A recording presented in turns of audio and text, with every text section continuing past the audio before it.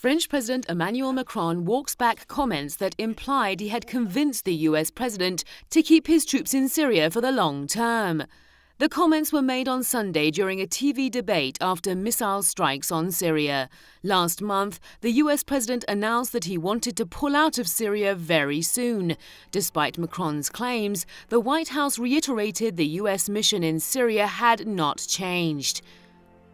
Press Secretary Sarah Sanders said the president has been clear that he wants US forces to come home as quickly as possible. At a new conference on Monday, Macron tried to clarify his previous comments regarding Trump and his policy on Syria.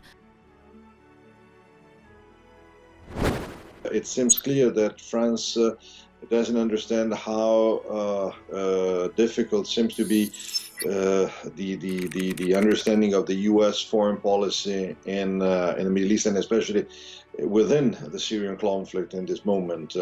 So this was a big problem in the previous days.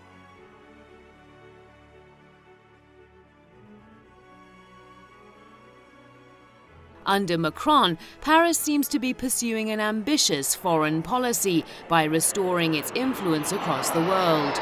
In his first major foreign policy speech after his inauguration, Macron said, "France must become a great power again. That's a necessity." Now the Middle East has provided France with a stage to prove its potential as an international power. The country's participation in the missile attacks on April 14th, along with the US and the UK, has been interpreted as an act to show that Paris is no longer willing to remain on the sidelines.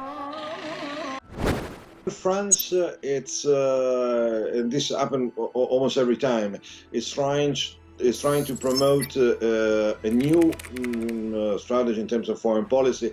Usually is perceived both in Europe and in the region as a new colonial attempt to regain a certain role or to reposition in a place where France had some ambitions, but where it's not basically possible, or it's extremely difficult to reposition themselves. So.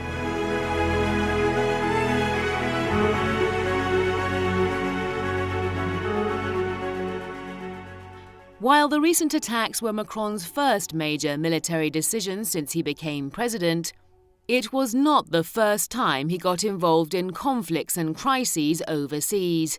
He played a key role as mediator in November 2017 after Lebanese Prime Minister Saad Hariri abruptly resigned from office while visiting Saudi Arabia. Macron also hosted and offered Palestinian President Mahmoud Abbas support in December 2017, after Trump announced he would recognize Jerusalem as the capital of Israel. Political observers consider Macron an opportunistic politician who is willing to fill a hole left by the US and the UK in the Middle East, while trying to position his country as a playmaker in the region along with powers like Russia.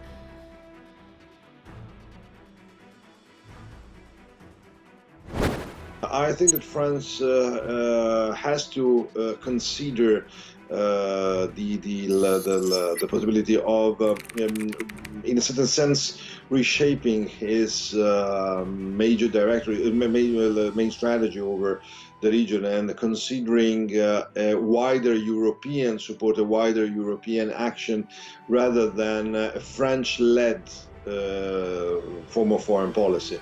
This individual kind of strategy is usually extremely risky for France. Macron's handshake with Trump may have drawn the most attention so far, but beyond the headlines, this young leader is seeking to redefine his country's role around the globe.